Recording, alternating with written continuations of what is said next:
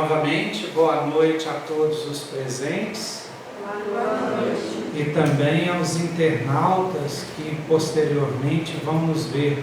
Apesar que os internautas a gente não sabe se é bom dia, boa tarde, porque eles vão nos ver pela internet em algum horário que não hoje à noite. É uma alegria retornar a essa casa, até porque depois de quase um ano e meio, é a primeira vez que eu volto para fazer um estudo com vocês. E eu gostaria de falar que eu estou muito feliz, né? Uma alegria muito grande, porque essa pandemia, né, que ainda está acontecendo, que nos impediu de estar aqui, né? Agora que voltou a onda verde, nós estamos aqui, nos tirou essa possibilidade da gente olhar um nos olhos do outro, de sentir as vibrações um do outro, porque essa tecnologia é boa, né? Ajuda a gente bastante em casa, no celular, no computador, mas a gente já está enjoado disso, né? Enjoado de live, enjoado de só ver tela de computador. A gente está precisando de voltar a esse contato humano. Talvez um dos motivos que a pandemia aconteceu é exatamente a gente sentir essa necessidade de ficar junto, de abraçar. Quanto tempo que a gente não abraça os amigos, né? Não abraça os parentes que moram fora da casa da gente. Então essa pandemia, no mínimo, vem mostrar para a gente a importância disso. Hoje nós vamos fazer um estudo que nós vamos falar um pouquinho sobre a filosofia espírita, as religiões e a cultura laica. A cultura laica é a cultura do mundo, sem religião e sem Deus. Então nós vamos falar desses três elementos, desses três assuntos, para principalmente poder separar bem o que é espiritismo ou o que é filosofia espírita daquilo que não é.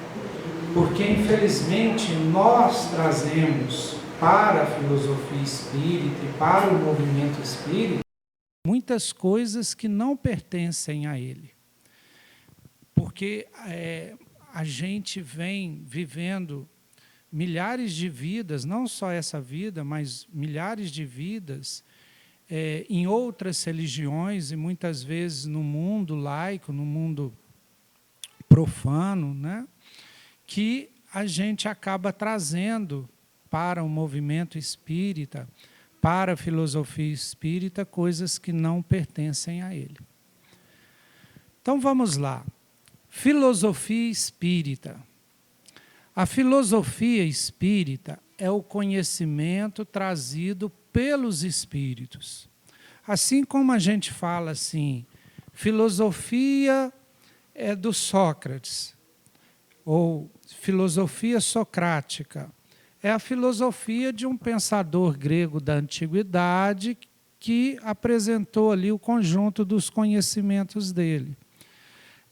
Filosofia aristotélica, é a filosofia do Aristóteles. Então, quando a gente fala filosofia espírita, quer dizer que é a filosofia dos espíritos. Mas não é de qualquer espírito. Porque os espíritos, a gente aprende, inclusive na filosofia espírita, que existem espíritos de diverso grau. Então, é a filosofia de um determinado grupo de espíritos, que nós vamos ver a seguir. Aí vocês perguntam assim, mas como assim? Como que os espíritos puderam ditar ou puderam transmitir uma filosofia, transmitir uma doutrina, um conjunto de conhecimentos? Isso, para a gente entender como é que isso veio, se começou no mundo, porque, na verdade, os espíritos sempre transmitiram, durante toda a história, lá no Egito Antigo, lá entre os judeus, sempre houve profetas, as pitonisas dos gregos, sempre houve intermediários que transmitiam as revelações espirituais. Mas, na modernidade, que a gente considera onde começou realmente o Espiritismo, a gente tem um marco que foi em 1848, nos Estados Unidos, na cidade de Hydesville, onde duas irmãs, né, as irmãs Fox, começaram a ouvir pancadas na parede. E, através dessas pancadas, elas fizeram um alfabeto, tipo assim, uma pancada A, duas pancadas B, e essas pancadas que aconteciam na parede, na porta, em inglês eles chamaram de rap, porque era tipo não era bem pancadas, era tipo um arranhar na porta, na parede, né, um som de um rap, e começaram ali uma comunicação com aquelas pancadas que se identificaram como um espírito que havia sido assassinado naquela casa. E, depois disso, essas comunicações de espíritos explodiram no mundo todo, na Inglaterra e também na França. Então, isso foi em 1848. A partir de 1850, começou uma série de fenômenos na França, também em Paris, a capital francesa, que ficou conhecida como mesas girantes. Que as mesas, uma mesinha em cima de outra, girava, batia, e também, através por pancadas, começou-se a comunicação com esses seres que se identificavam como espírito.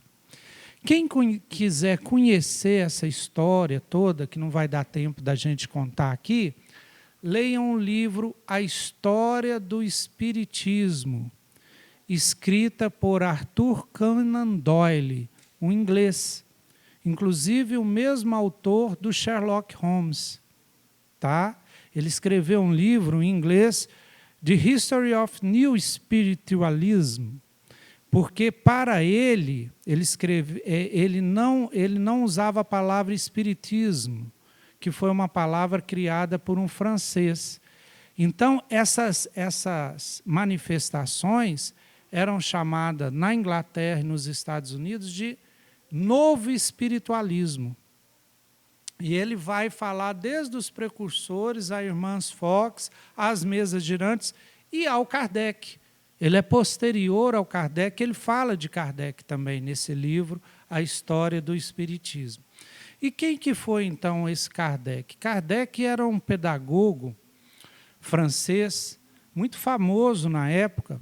O nome dele, na verdade, era o seguinte: Hippolyte Léon Denisard Rivail.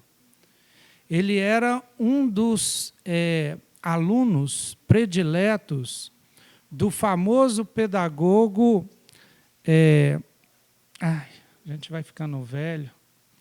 De Yverdon. Como é que era o nome do pedagogo que Kardec foi discípulo? Me ajudem aí. Pestalozzi. Muito obrigado, Estela. Então, Pestalozzi, que foi um dos grandes pedagogos da humanidade, que fundou o Instituto de Yverdon, Kardec foi estudar lá quando ele era adolescente, e ficou lá, e depois foi para a França. E lá ele escreveu várias obras, se tornou um pedagogo, né, casou com Amélie Boudet. E, em 1854, ele foi convidado a assistir uma dessas sessões de mesas girantes. E ele, no começo, não acreditou, não, porque ele era muito cético, né? E ele falou assim, mas como que mesa pode girar? Como que mesa pode falar?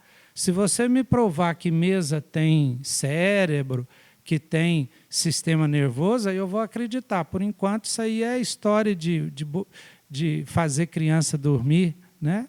Ele não acreditou, não. Mas, quando ele foi e assistiu, em 1854, a primeira reunião, ele ficou estupefado, porque viu que o fenômeno era real, que acontecia mesmo. E ele não sabia explicar. Então, ele começa a estudar isso e a fazer perguntas para os espíritos. E ele era muito curioso, né, cientista, membro da academia da França, Academia de Ciência da França e de várias outras academias, ele começa a pesquisar. E em 1857, ele lança o primeiro livro espírita do mundo, chamado Livro dos Espíritos. É um livro que tem, na segunda edição, 1019 questões. Todas questões que ele dirigiu aos espíritos e que os espíritos responderam. Então, esse livro é a base da filosofia espírita. Depois ele escreve mais outros livros, mas é no Livro dos Espíritos que tem todo o fundamento dessa filosofia espírita que a gente está falando aqui. Então, a filosofia espírita é a soma desses conhecimentos trazidos pelos espíritos que orientaram Allan Kardec.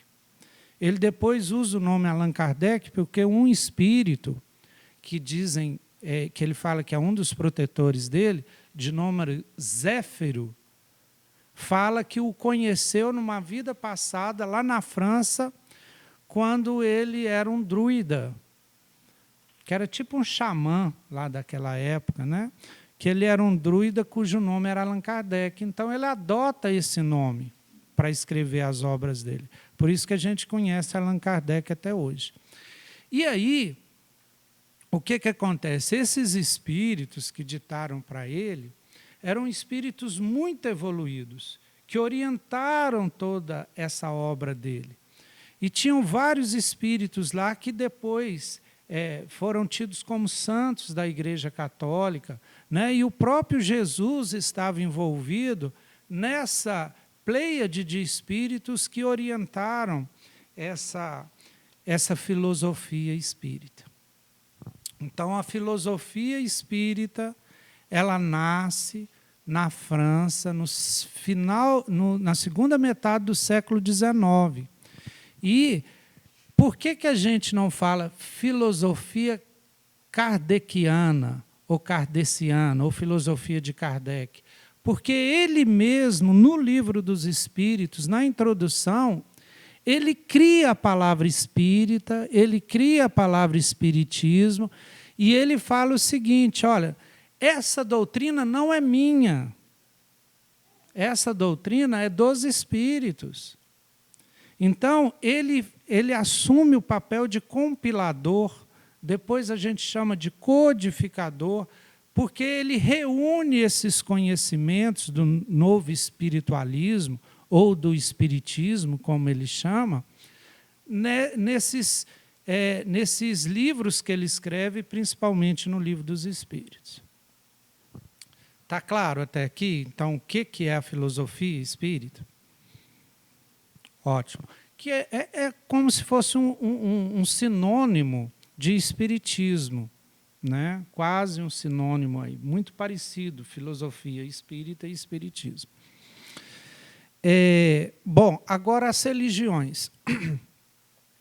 As religiões também, né, ou a filosofia religiosa, já que a gente está falando de filosofia espírita, vamos falar de filosofias religiosas, também são conhecimentos e também práticas, porque as religiões não ficam só no conhecimento, vai para a prática, né, e essa prática envolve até rituais, né, procedimentos, baseados na fé.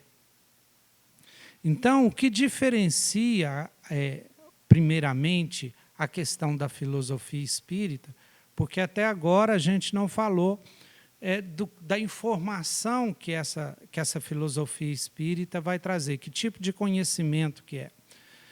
Mas não se baseia na fé. Foi um conhecimento revelado, a maioria das religiões tem conhecimento revelado. O que é um conhecimento revelado? Não é um conhecimento científico, nem é um conhecimento puramente racional, que o ser humano pensou. Veio por revelação. Geralmente, todas as religiões vêm de revelação também. Se você pensar, por exemplo, nas 3 maiores religiões ocidentais, que é o judaísmo, o cristianismo e o islamismo, todas elas vieram por revelações. O Torá, ele é todo revelado do judaísmo, a começar com Moisés, que psicografou os 10 mandamentos. Então, a Bíblia é muito clara. Ele chegou lá e Deus ditou, né, os 10 mandamentos para ele. E por aí, e Deus ditava mandamento a toda hora para Moisés. Então, Moisés era um grande médium que recebia revelações dos espíritos superiores. Né? Nós, espíritas, não acreditamos que foi Deus de forma direta. Deus é o Deus do universo inteiro, não é o Deus do planeta Terra.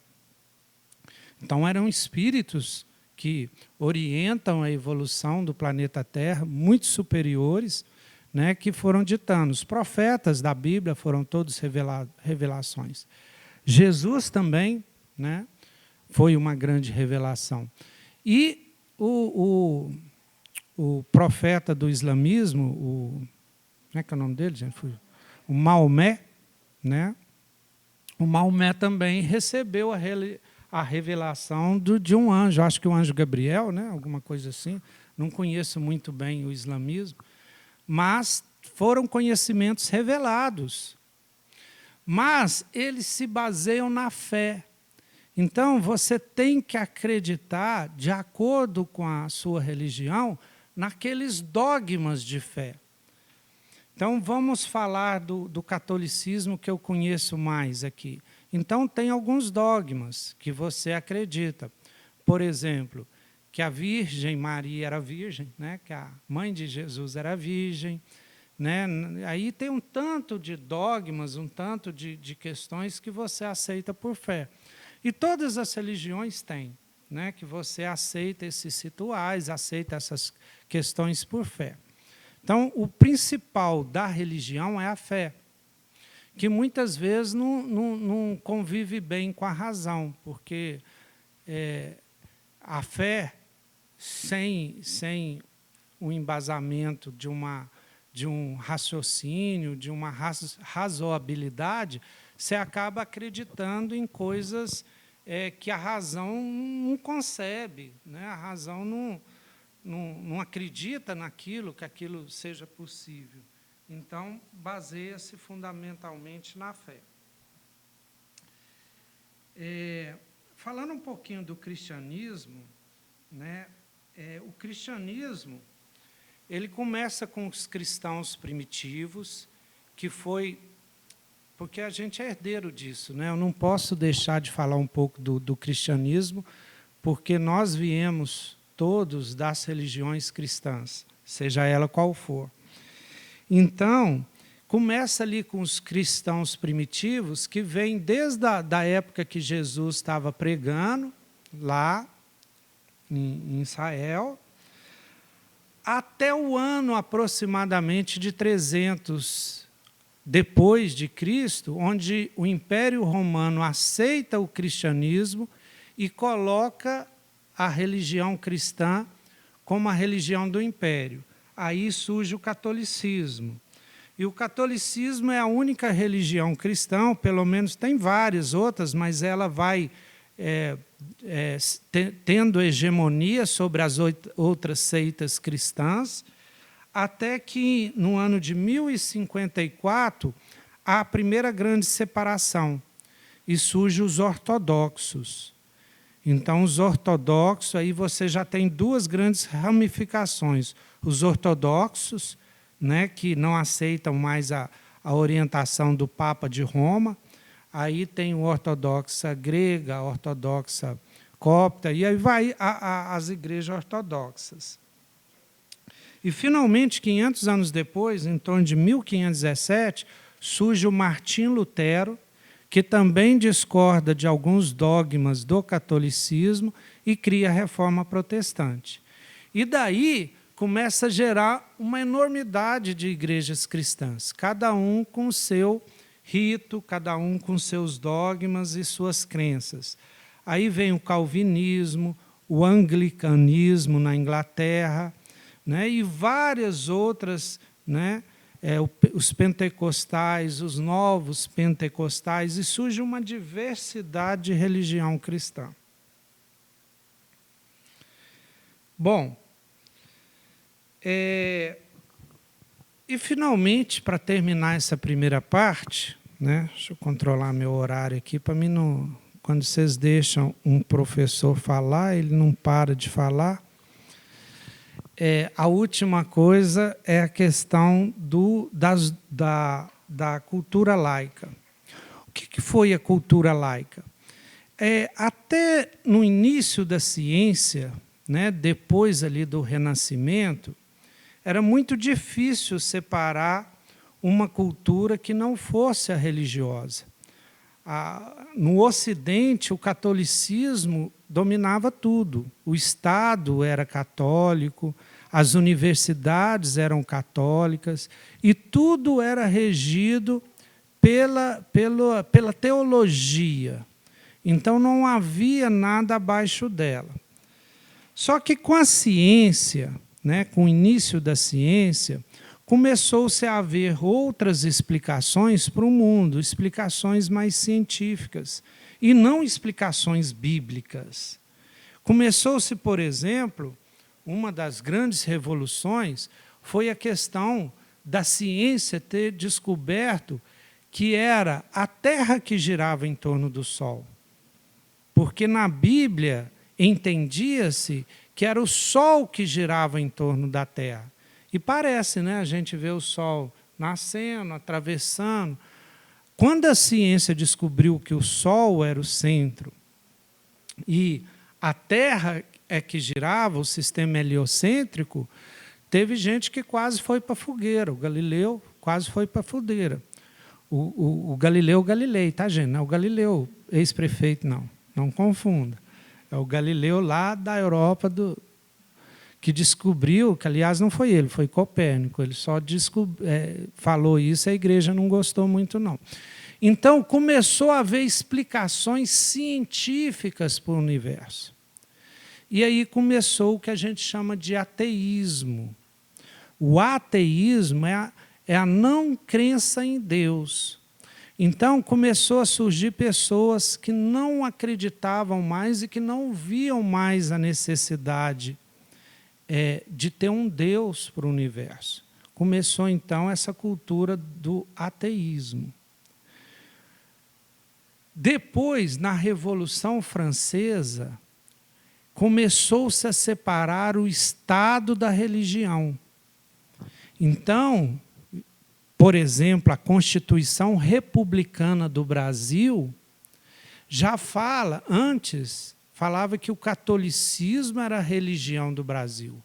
Na nossa primeira Constituição Republicana, se eu não me engano, 1886 ou por aí, não recordo bem, já inspirada na Revolução Francesa de 1700 e alguma coisa lá, já falava que cada um poderia ter a crença que quisesse, que o Estado não tinha uma crença, que a pessoa podia ter a crença que quisesse. Então, começa a separar o Estado da religião, e as pessoas vão ter mais liberdade. Juntamente com isso, os burgueses vão ficando cada vez mais ricos, e com a Revolução Industrial cria-se o capitalismo. O capitalismo cria uma necessidade de vender as coisas cada vez mais, porque as indústrias estão produzindo cada vez mais, e as pessoas começam a vender a sua hora de trabalho. E mais no século XX começa a indústria de cultura, a indústria cultural. Não se vende mais só o produto, mas se vende, por exemplo, que esse produto te traz felicidade, que essa roupa é melhor do que a outra porque tem marca. E começa a se vender, né, uma determinada cultura para as pessoas. Então, o mundo de hoje laica, a cultura laica hoje, não religiosa, ela tem dois princípios fundamentais. O materialismo. O que é o materialismo? Tudo é explicado pela matéria. Você não precisa de espírito para explicar nada. E a nossa consciência? É um produto do cérebro. Morreu, acabou. O cérebro deixa de existir, o seu espírito morre junto. Isso é o materialismo. E o outro princípio é o capitalismo. O capital é o valor mais importante. O que vale é o capital. O que vale é a casa que você tem, o dinheiro que você tem. O que você não é, não tem valor na sociedade. Você tem valor pelo que você tem. Bom, terminamos a exposição das religiões, terminamos a exposição do que é essa cultura capitalista, né, consumista e materialista do mundo, e agora é que nós vamos fazer as nossas reflexões. Vamos só voltar um pouco nessa filosofia espírita. Vamos falar de alguns princípios que esses espíritos trazem para nós. Tá? Eu anotei 5 princípios aqui, para a gente refletir um pouco, para depois chegar na parte conclusiva do estudo. Primeiro conceito, o primeiro princípio que os espíritos trazem: Deus. Só que não é esse Deus das religiões. Se a gente tentar trazer esses deuses das religiões para o espiritismo, não funciona. Porque Deus não é pessoa, começa por aí. Quando na pergunta número 1 do Livro dos Espíritos, Kardec questiona, ele não pergunta quem é Deus. Ele pergunta que é Deus. E os espíritos respondem: causa primeira de todas as coisas, suprema inteligência do universo. Então, Deus é algo assim inalcançável e não é humano. Ele é supremo. Nós nem damos conta de falar sobre ele. E a gente tentar falar sobre ele, a gente sempre incorre em erros. Por isso que o judaísmo, eu acho que é fantástico, eles nem pronunciam o nome de Deus, porque nem isso se pode fazer.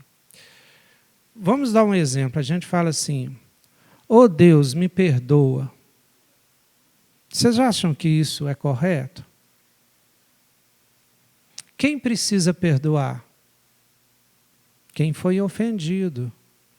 Vocês acham que a gente tem condição de ofender Deus na nossa pequenez? Se for pensar em termos de Deus, Deus já nos perdoou antes da gente cometer qualquer erro.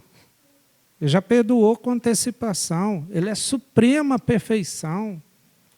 Aliás, ele já devia até saber que eu vou errar, porque foi ele que me criou e o tempo para ele não existe. Então, tudo que a gente reflete de condição humana para o Criador está errado. Se a gente fala que Deus nos ama, o amor que a gente concebe, para Deus é muito mais do que isso. Né? A gente fala isso porque o amor é o mais sublime sentimento que a humanidade pode alcançar, mas para Deus é além disso. Tudo que a gente fala, por exemplo, a gente vê lá, Deus se arrependeu de criar o mundo e resolveu destruir com uma enchente. Deus se arrepender? Como assim? Eu posso me arrepender de qualquer coisa. Para Deus não faz sentido isso. Então, o Deus da filosofia espírita não é um Deus antropomórfico, que tem a forma do antropos. Antropos é homem, uma forma humana. Não é um velhinho que julga a gente. Nada disso. A única coisa que a gente pode falar de Deus é o que ele não é. Ele não é humano. Ele não tem sentimentos humanos. Ele está além disso. Uma outra princípio é sobre Jesus. A filosofia espírita tem uma visão muito diferenciada de Jesus. Jesus não é o Filho único de Deus, como outras religiões afirmam. Jesus é o maior modelo que serviu, que Deus proporcionou à humanidade, o espírito mais evoluído que já reencarnou no planeta Terra. Pergunta 625 do Livro dos Espíritos, se eu não me engano. Tá? Não confio mais na minha memória. É o espírito mais perfeito. Então, se ele é espírito e nós somos espíritos, ele é um irmão mais velho, um irmão mais evoluído, um irmão que está lá na frente, em termos espirituais. Um outro princípio, reencarnação. Reencarnação é uma coisa que, por exemplo, mesmo Kardec não acreditava isso. Ele foi convencido desse fato pelos espíritos, mostrando para ele. Porque ou você morre, tudo acaba, que é a versão materialista, ou você morre e vai para um lugar terrivelmente bom ou terrivelmente ruim e pronto. Né? Tem uma vida só. Mas aí ficava um tanto de coisas para explicar. As crianças que morrem em tenra idade, as pessoas que nascem com deficiência mental e um tanto de outras coisas que não se explicava. E também fatos como crianças com lembranças espontâneas de outras vidas. Então, Kardec acabou sendo convencido que a reencarnação é um fato. E é diferente do que outras religiões pregam. E não tem jeito de você acreditar, por exemplo, que tem uma vida só e acreditar na reencarnação. Ou é uma coisa ou é outra. E muda completamente o jeito da gente agir. Uma vez uma pessoa entrou no curso de medicina com 75 anos. Aí perguntaram, o repórter perguntou para ele, mas você não acha que você está velho, não, para entrar no curso de medicina? Vai levar mais uns 10 anos para formar, não sei o quê. Aí ele falou simplesmente assim, não, mas eu sou reencarnacionista. Uai, se ele é reencarnacionista, ele pode entrar no curso de medicina com 90 anos, o que ele aprender não vai ser perdido. Ele usa na próxima vida. Né? Uma outra coisa é as leis divinas. Até nas religiões fala assim, a vontade de Deus. No Espiritismo costuma falar também. Mas não é vontade de Deus, porque se a gente pensa em vontade de Deus, a gente vai pensar na nossa vontade, como se Deus tivesse uma vontade humana. Ele cria o universo e põe no universo leis maravilhosas, justas, que todos nós estamos submetidos. Até a lei da gravidade, que faz isso aqui cair, é uma lei de Deus. Porque ele criou o universo, ele quis que a gravidade existisse. Ele quis que os planetas girassem em torno dos sóis. Isso é vontade divina. Mas se pensar que é uma vontade, ele teve uma vontade. Não, ele criou o universo com leis. E leis morais. Estas leis é que nós desconhecemos. As leis morais são tão fortes quanto essas leis físicas. Tão forte quanto as leis biológicas. Existe uma lei biológica, é o seguinte, se você não comer, não se alimentar, não nutrir, o que acontece? Vocês morrem. Nós morremos, encarnados.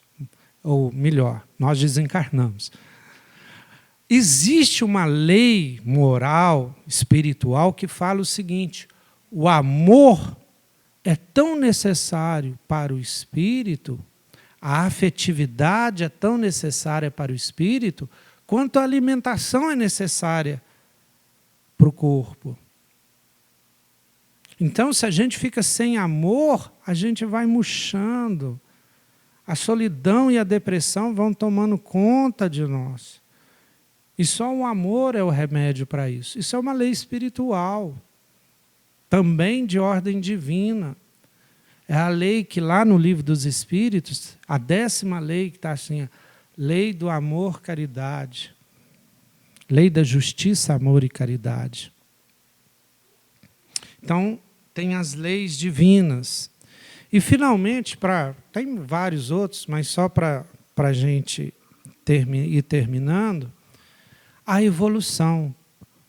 A evolução é um conceito extraordinário que muda tudo na nossa vida, que muda o nosso comportamento, que é diferente, por exemplo, dos conceitos religiosos, que é o conceito da salvação.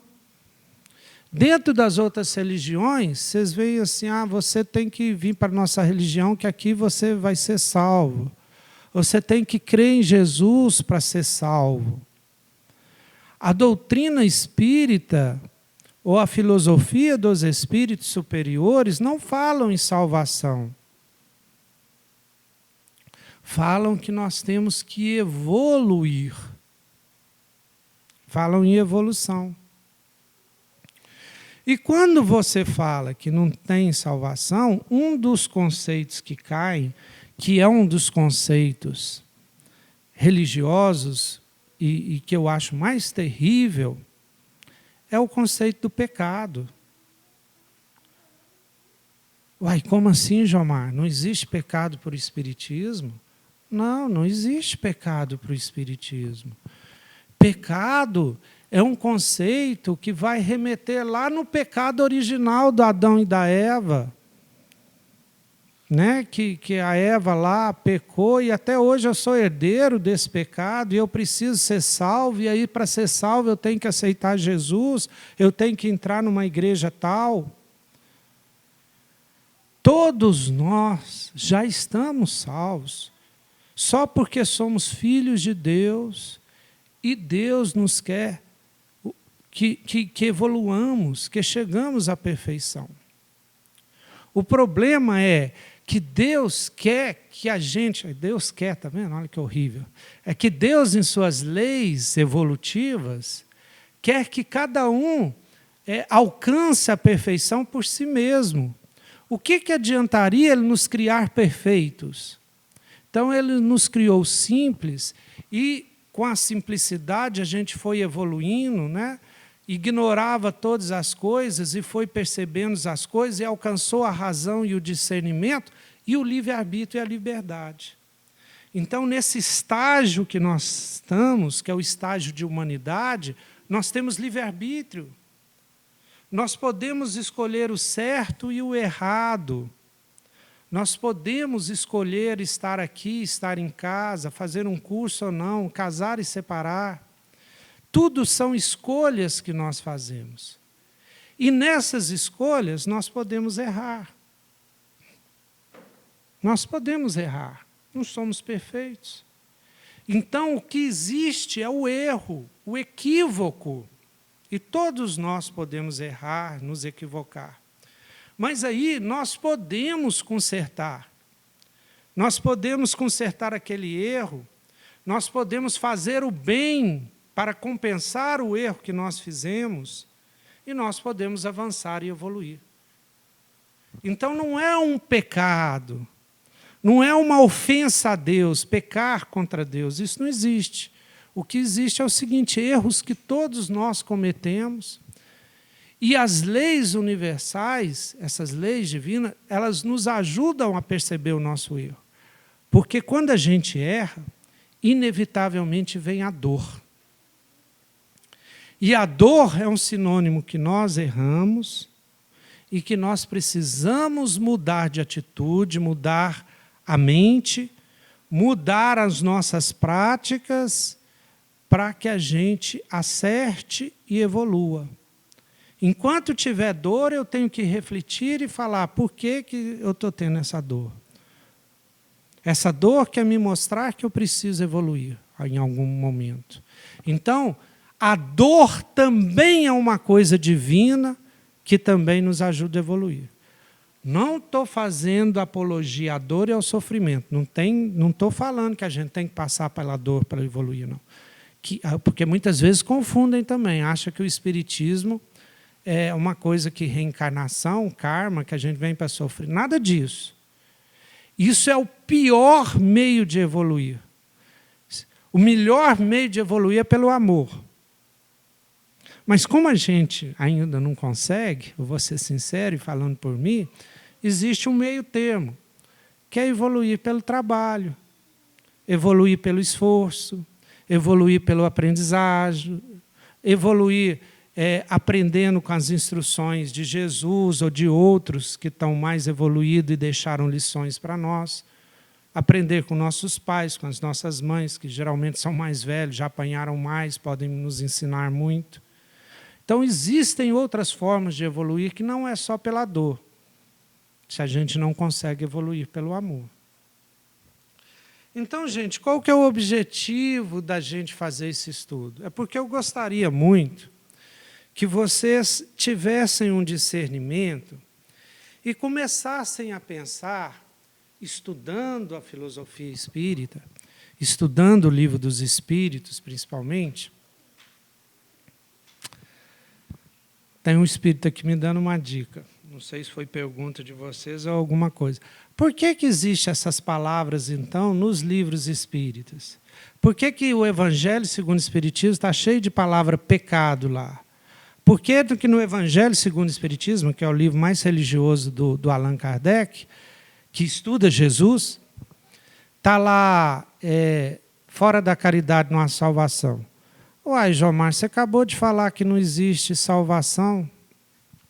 Vocês têm que imaginar que estes livros foram escritos há mais de 150 anos atrás e não existiam naquela época outras palavras. Os próprios espíritos que orientaram e ditaram para os médiuns eram espíritos que foram católicos em outras vidas. Foi Santo Agostinho, foi São Luís. E os médiuns eram católicos. Então, como é que um médium que só tem essas palavras na cabeça ia passar uma orientação sem essas palavras? Quem conhece mediunidade sabe que é impossível. Mas se você ler a essência, esquecer as palavras e buscar a essência, você vai ver que aonde está escrito pecado, no conteúdo, ele quer dizer erros, equívocos, contra as leis divinas. Se você ler lá o capítulo, fora da caridade não há salvação, você vai ver que Kardec está falando de uma máxima que tinha na época, que é fora da igreja não há salvação. E ele estava trocando a palavra igreja por caridade, porque o importante é a caridade, que é amor, não é a igreja. Então, a gente tem que abrir essa exceção e saber que a gente está lendo um livro de 150 anos atrás e que não havia espiritismo antes. É diferente de você abrir um livro agora de André Luiz, que foi escrito há 60, 70 anos atrás. Mas, mesmo assim, se você abrir um livro do André Luiz, você tem que saber que ele foi escrito há 70, 80 anos atrás. Né? As coisas que ele fala lá eram de uma realidade diferente que a gente vive hoje. Naquela época tinha internet, não. Tinha celular, não. Né? Então, a gente via lá aqueles comunicadores do mundo espiritual, ficava assim, nossa, será que isso é possível? Era década de 50 do século passado. Né? Então, assim, a gente tem que fazer essa contextualização. Mas, então, indo para o final aqui, o que eu gostaria de pedir a vocês? Que vocês, refletindo sobre a doutrina espírita, sobre a filosofia espírita, tentassem retirar dela essas coisas que vêm para ela, mas não são dela. Tentasse desconstruir essas coisas que estão nela e não são dela. Nós falamos da religião, falamos do pecado, né? Por exemplo, uma coisa da predestinação, que cada um nasceu predestinado a uma coisa ou a outra coisa, isso não existe. A lei divina é a lei da liberdade, então não existe isso. Por exemplo, tem muitos de vocês aí, vou decepcionar um tanto de gente. Vocês acreditam em astrologia? Quem acredita? Não precisa ficar envergonhado, não. Pois é. Vocês têm que ver que é o seguinte, se é livre, aí a astrologia fala que você é de um tipo de jeito lá, porque você nasceu e os astros travam assim.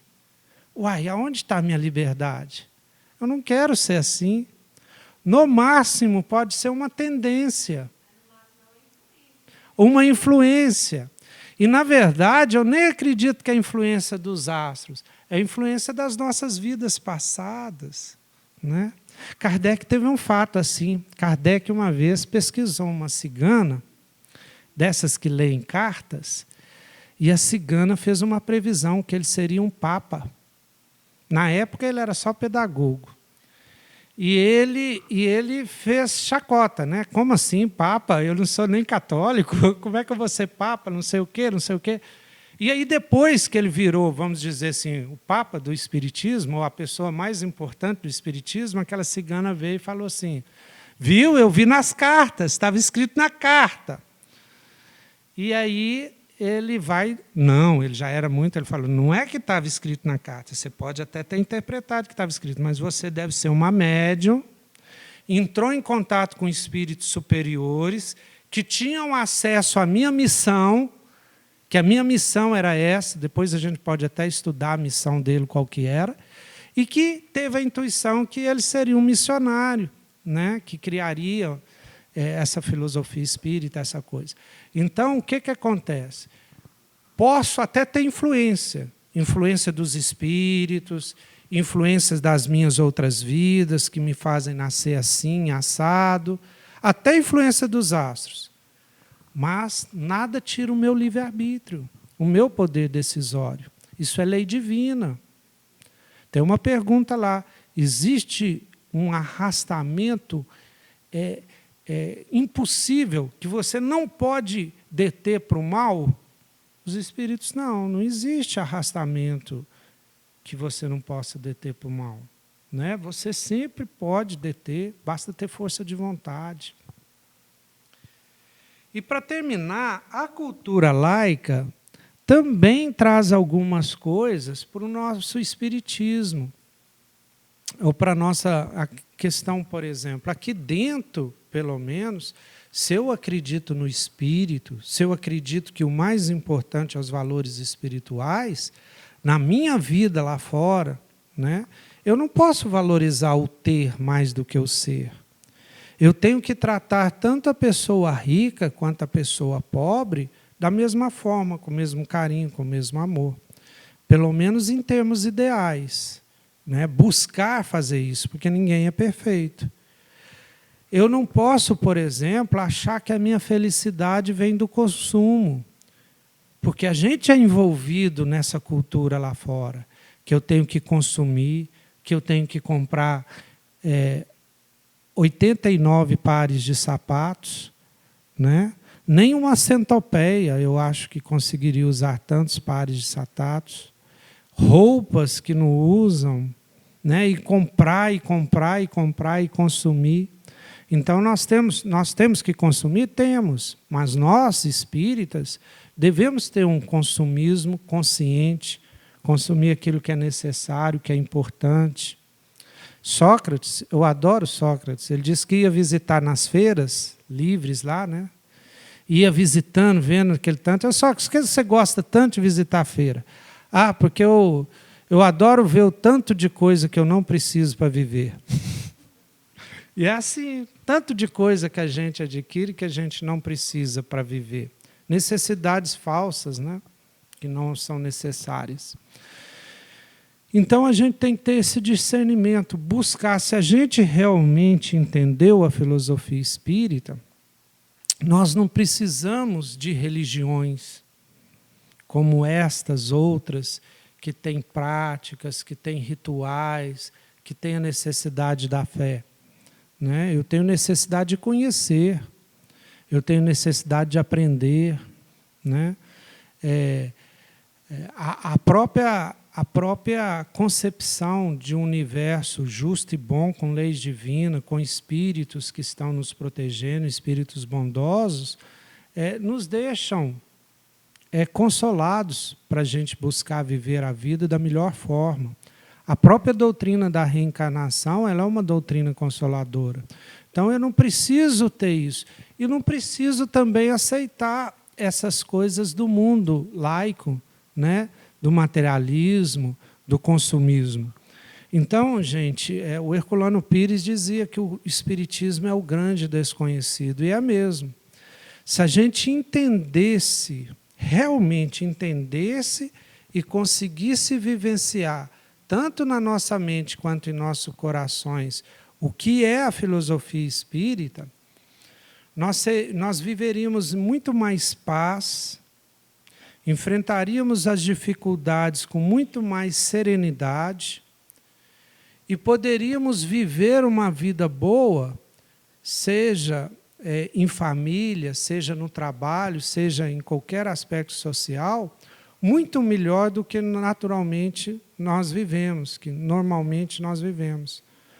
A gente ainda não conseguiu colocar toda essa filosofia para dentro da gente e vivê-la com tranquilidade, com calma. Precisa pregar para os outros, precisa fazer nada, simplesmente viver esses conhecimentos aqui. É essa mensagem que a gente queria trazer na noite de hoje. Eu queria agradecer vocês a paciência por ter me ouvido.